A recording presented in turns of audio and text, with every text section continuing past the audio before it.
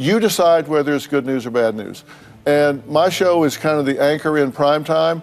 And I'm going to deal with the things I've always dealt with. Real people talking about real challenges, looking for real solutions. But those have changed to include social issues, right?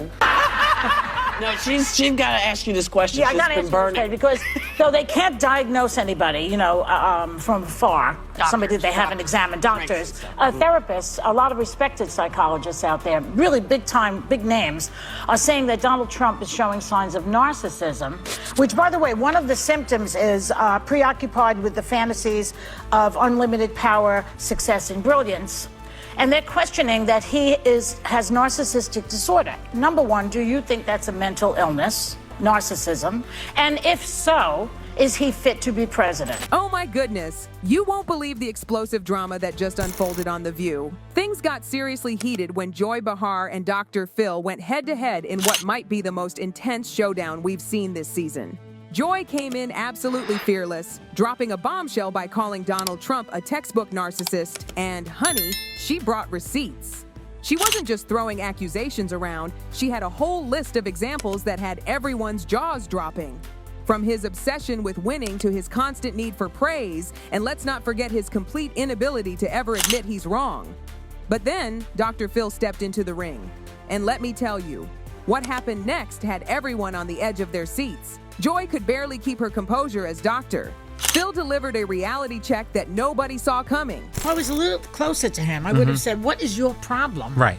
But I didn't. But you know what his problem But my is. body language was, I'm not Joy Behar. Here's how this whole dramatic scene unfolded.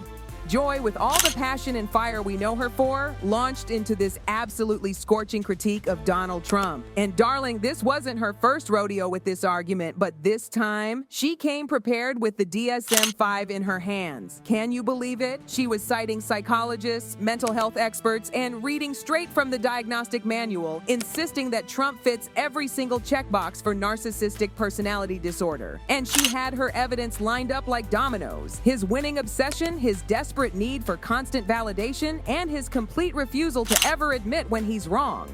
The panel was completely captivated. Sunny Hostin jumped in, revealing she'd spoken to actual psychologists who agreed with Joy's assessment. Whoopi, being Whoopi, gave her signature nod of approval, making it clear whose side she was on. Even Anna Navarro chimed in, emphasizing how these behaviors aren't just concerning, they're downright dangerous for someone in a leadership position. To me, the tragedy was the injustice, in my opinion. Which part? Which injustice? The criminal trial. The fact that he was not found guilty. Oh. Yeah. I but see. he was found liable later, Yes. civilly. Like Trump is found liable. Yes, he was. It's the same thing. Everything goes back to Trump.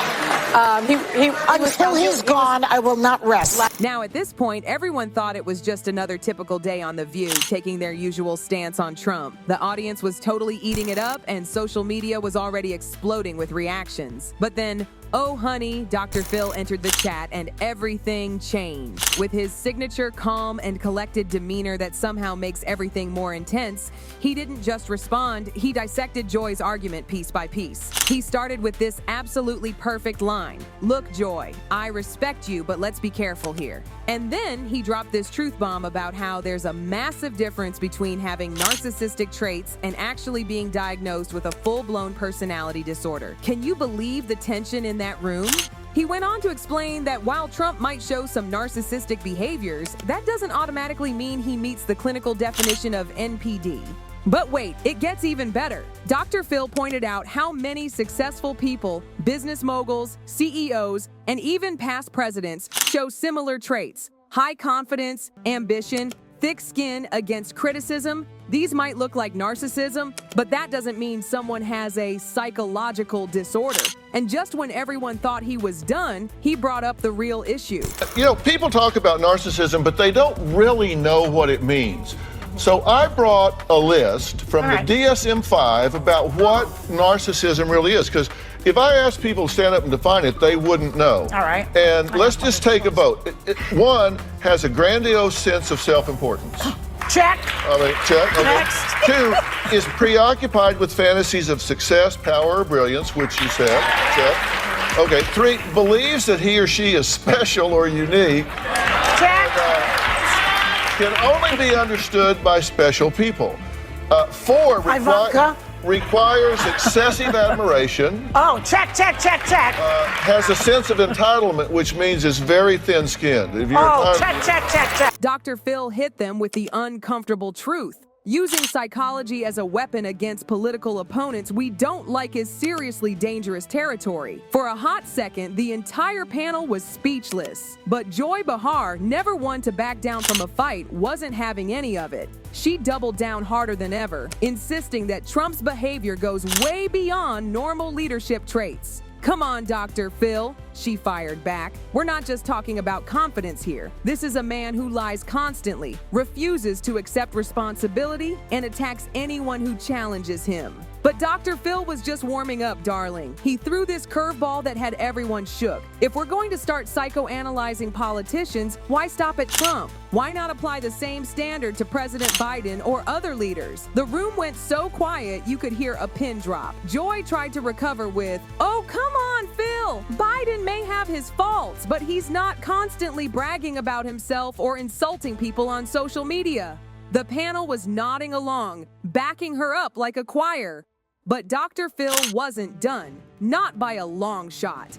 He called out how the media often focuses on one side while conveniently ignoring similar behaviors elsewhere.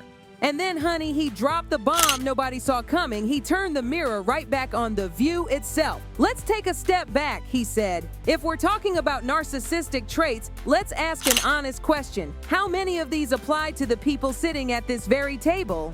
You're saying no school children died of COVID? I'm saying it was the safest group.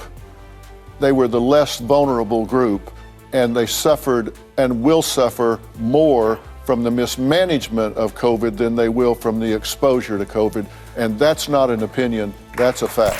For the first time in what felt like forever, Joy Behar was actually speechless. The energy in that studio shifted so dramatically, you could feel it through the screen. Dr. Phil had just taken this conversation somewhere absolutely no one expected it to go. With surgical precision, he went through that checklist of narcissistic traits. The need for constant admiration, that superiority complex we all know too well, dismissing opposing views, and dominating conversations. Then, with perfect timing, he turned to the panel and delivered this absolutely devastating line. You don't think that applies here just a little bit?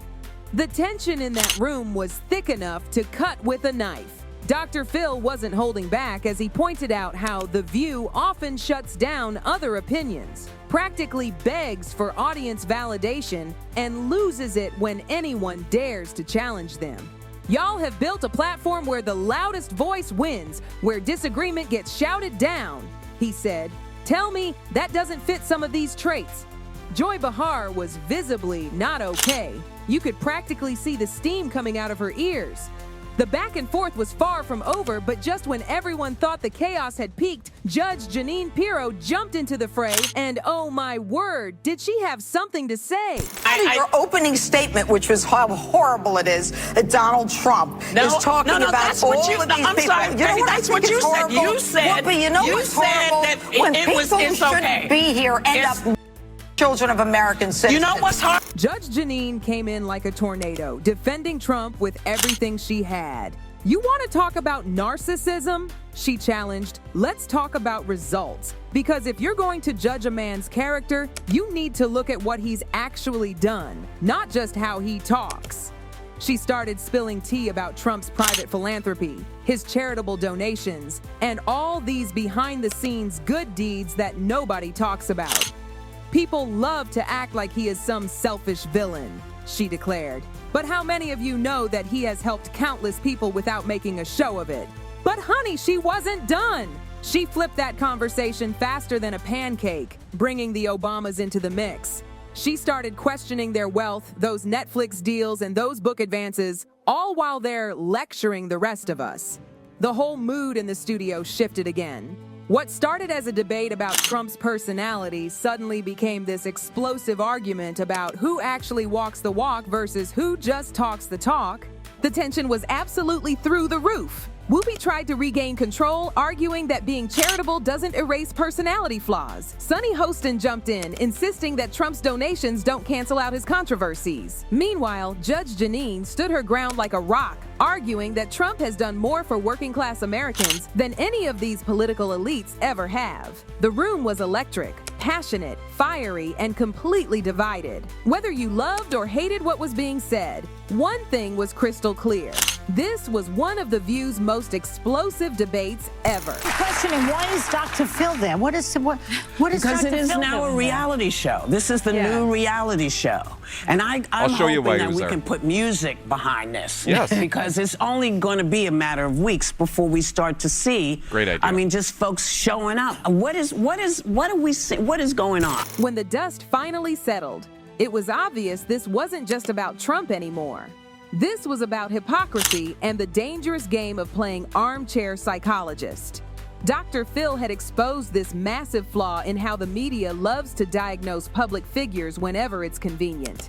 He called out all that selective outrage and those double standards that shape our political discussions. And Joy? Well, she might have been rattled, but she wasn't about to wave the white flag. But whether she wanted to admit it or not, this conversation had sparked something much bigger. The whole debate about media bias, political narratives, and who really gets to decide who's the problem was now front and center. So now it's your turn to spill the tea. Was Dr. Phil right to challenge Joy's argument? Or are you team View on this one? Did Judge Jeanine make a solid point? Or did she completely miss the mark? Drop your thoughts in the comments below. And if you're living for this kind of drama and want to stay in the loop on all the latest celebrity tea, don't forget to smash that like button, share this with your friends, and hit subscribe to our channel. Trust me, we've got all the piping hot tea, and you do not want to miss a single drop.